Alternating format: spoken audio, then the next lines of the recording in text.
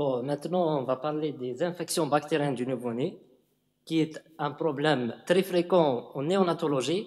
L'infection bactérienne du nouveau-né, c'est une cause importante de mortalité néonatale, notamment chez les nouveau-nés prématurés. Elle présente un réel problème de santé en néonatologie. C'était la première cause de mortalité, notamment chez les prématurés. Donc, des problématiques en pratique quotidienne de ce problème majeur, c'est lorsqu'on est confronté à des nouveau-nés symptomatiques, car en néonatologie, tout nouveau-né symptomatique est considéré comme d'origine infectieuse jusqu'à preuve du contraire. Donc, ces nouveau-nés symptomatiques, ils sont traités systématiquement par une B-antibiothérapie jusqu'à avoir fait un diagnostic. La problématique majeure qui se pose, c'est les nouveau-nés asymptomatiques qui sont à risque d'infection néonatale. Ces nouveau-nés posent un problème. Est-ce qu'on va les traiter? Est-ce qu'on ne va pas les traiter? Si on ne les traite pas, on va évaluer le risque d'infection avec ces risques de mortalité et de complications à long terme. Si on les traite, on expose ces nouveau-nés au risque d'antibiothérapie prolongée et il y a un risque à court et à long terme qu'on va voir. Donc, le médecin doit évaluer, faire une balance entre le risque iatrogène et le risque de l'infection. Donc, l'infection bactérienne, anciennement, donc elle est divisée en deux. On parle d'infection précoce, toutes les infections qui surviennent durant les 3 premiers jours après la naissance. Il y a certains auteurs qui parlent jusqu'à 7 jours, et les infections tardives. L'infection bactérienne précoce, anciennement, est appelée infection materno-fétale. Donc, c'est une cause très importante. Il faut savoir, donc les germes les plus fréquents, c'est le streptocoque du groupe B et l'Escherichia coli. Et la mortalité, elle est variable, elle est très importante pour les nouveau-nés prématurés. Donc, il faut savoir qu'il y a des facteurs de risque que tout médecin, donc le pédiatre et le gynéco, doit repérer ces situations de risque pour surveiller ces nouveau-nés et les surveiller d'une manière importante durant les 3 premiers jours et surtout les premiers jours après la naissance. Ces situations sont on ne parle plus maintenant de risques majeurs et de risques mineurs, c'est des risques d'infection bactérienne précoce.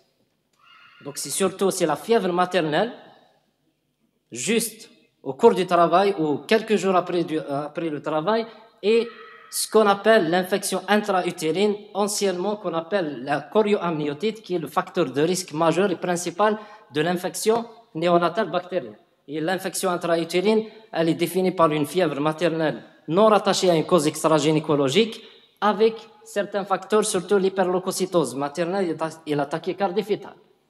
Cliniquement, tout nouveau-né symptomatique est considéré comme infection. Il n'y a aucun signe clinique spécifique. Le diagnostic, il est principalement bactériologique. On ne peut pas parler d'infection bactérienne sans isolement d'un germe, soit au niveau du sang, soit au niveau du LCR.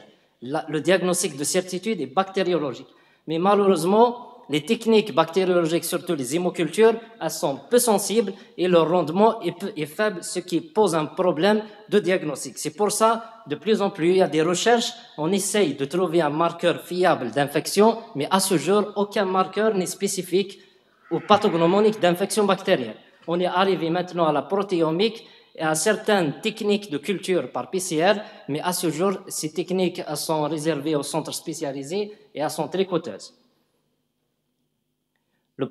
Le diagnostic, il y a beaucoup de diagnostics différentiels, mais on pratique tout nouveau-né symptomatique, on le traite comme infection et on fait une enquête. Et lorsqu'on fait un diagnostic autre, on va arrêter l'antibiothérapie.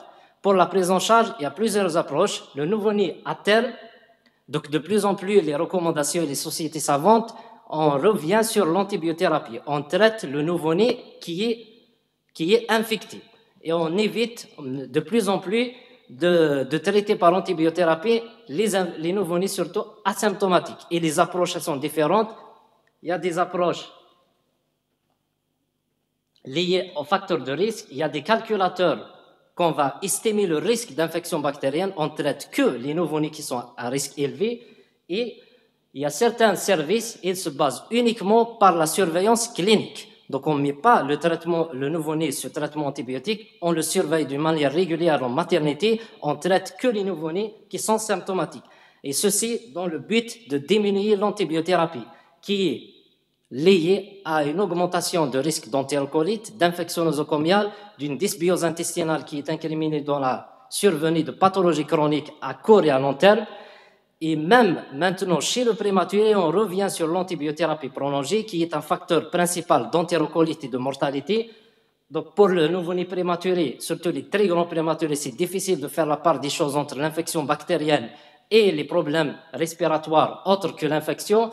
Mais ce que les recommandations essayent pour limiter l'antibiothérapie, c'est de repérer les nouveau-nés prématurés. Si la prématurité elle est indiquée pour des causes maternelles, par exemple une prééclampsie ou un hématome rétroplacentaire ou un HELP syndrome, ou bien une prématurité liée à un retard liée à une menace d'accouchement prématuré autre que l'infection, on ne va pas les traiter. Si la prématurité est inexpliquée, on les traite par l'antibiothérapie. Après, bien sûr, un prélèvement bactériologique, parce qu'on ne traite pas, on ne met pas une antibiothérapie avant de prélever les hémocultures. Lorsqu'on fait le diagnostic d'infection, lorsque les résultats bactériologiques reviennent généralement au bout de 3 jours jusqu'à 7 jours, si on élimine l'infection, on doit arrêter l'antibiothérapie. Le pronostic de ces infections bactériennes est variable, donc c'est beaucoup plus grave chez les prématurés car c'est une cause importante de mortalité. À long terme, si l'infection est associée à une méningite, il y a un risque de séquelles à long terme. Ce risque, l'incidence réellement de plus en plus elle est faible.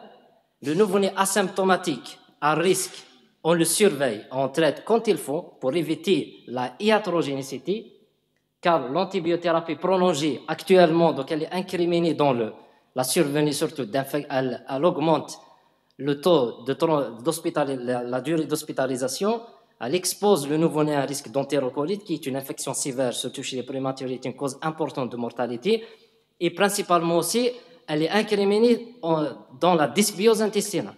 Et ces altérations du microbiote intestinal, actuellement, serait la cause, à intervenir dans une cause de pathologie métabolique et même psychiatrique et oncologique à l'âge adulte. Donc, de plus en plus, on revient sur l'utilisation prolongée d'antibiothérapie. En conclusion, ce problème d'infection bactérienne, il est quotidien en néonatologie. Le médecin est confronté et il doit faire une balance entre le risque réel des infections bactériennes qui causent une mortalité et des risques à long terme, et aussi on doit faire une balance entre le risque iatrogène d'induire des séquelles à court et à long terme liées à notre attitude thérapeutique. Et je vous remercie.